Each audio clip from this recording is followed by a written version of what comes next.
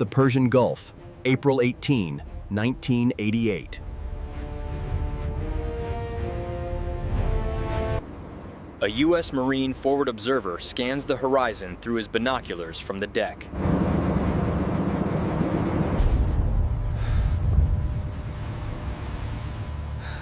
What he sees makes his blood run cold.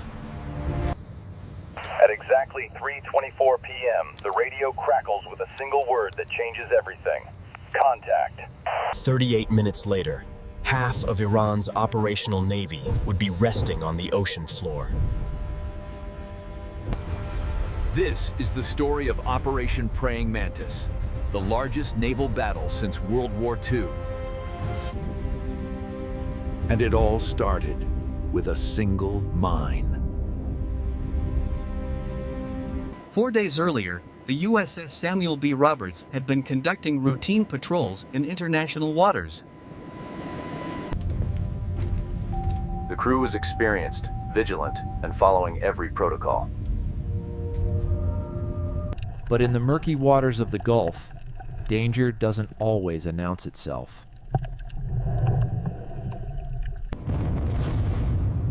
At 2:50 p.m. on April 14, the ship struck an Iranian naval mine.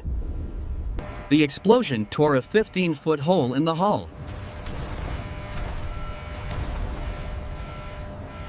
10 sailors were injured, some severely.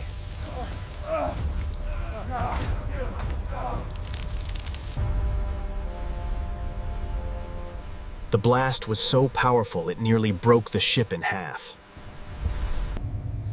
As damage control teams fought flooding in multiple compartments, the captain sent an urgent message. America had just been attacked.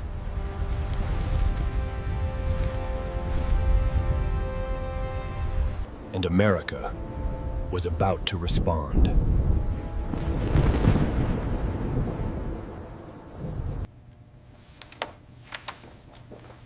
President Reagan convened his national security team within hours. The decision was unanimous.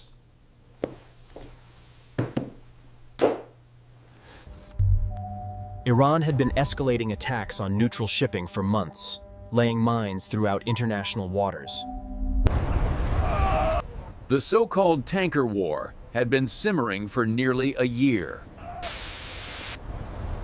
Now it was time to bring it to an end.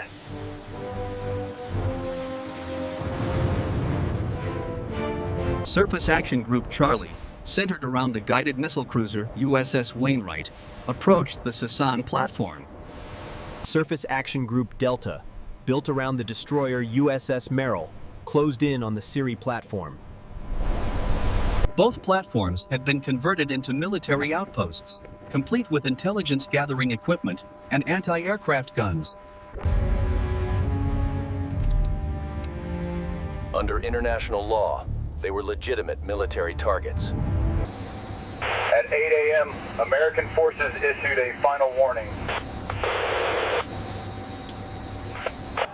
Iranian personnel on the platforms had 20 minutes to evacuate.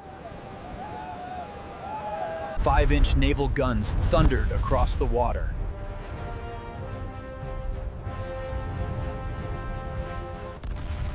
Shells slammed into the Sasan platform's superstructure, tearing through metal and concrete. Within minutes, the platform was engulfed in flames. But simultaneously, SAG Delta engaged the Siri platform. Marine AH-1 Cobra gunships swept in low, their 20mm cannons ripping through defensive positions. Then came the Navy SEALs. Insertion teams fast-roped onto the burning platforms, securing intelligence materials. Demolition charges were set on key structural points. The platforms wouldn't be threatening anyone again.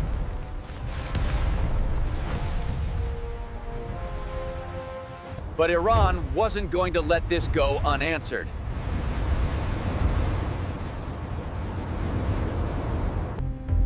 At 3:24 p.m., Iranian sensors detected the American fleet's positions. The Iranian Revolutionary Guard naval forces scrambled every available vessel. French-made Combattante 2 fast attack craft, equipped with anti-ship missiles. Swarms of Boston whaler speedboats mounted with heavy machine guns and rocket-propelled grenades. They came from bases at Bandar Abbas, Abu Musa, and the Strait of Hormuz. The Iranian strategy was simple: overwhelm the Americans with numbers and close to point-blank range. It was a bold plan.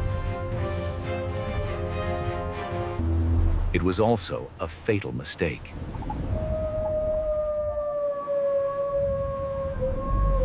U.S. radar operators tracked the incoming threats with clinical precision.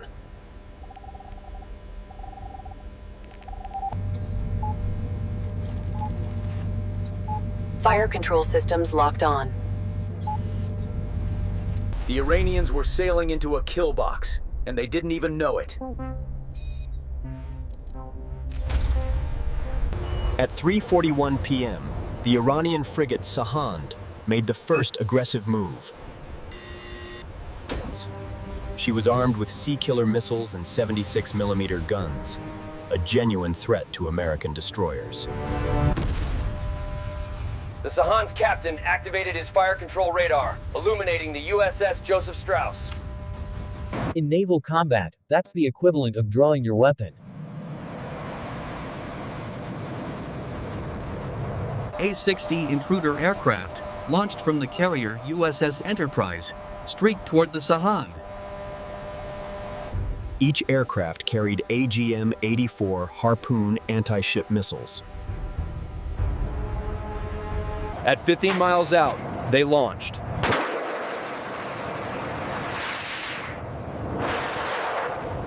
The Harpoon skimmed just above the waves at nearly 600 miles per hour. The Sahan's defensive systems never had a chance.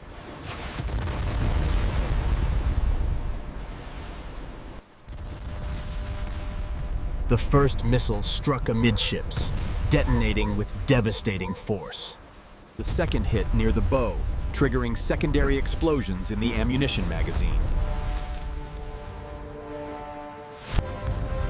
Within 4 minutes, the Sahand was listing heavily, fires raging out of control.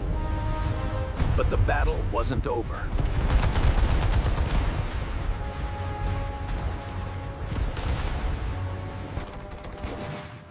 The USS Simpson engaged with her 5-inch deck gun, each round programmable to airburst.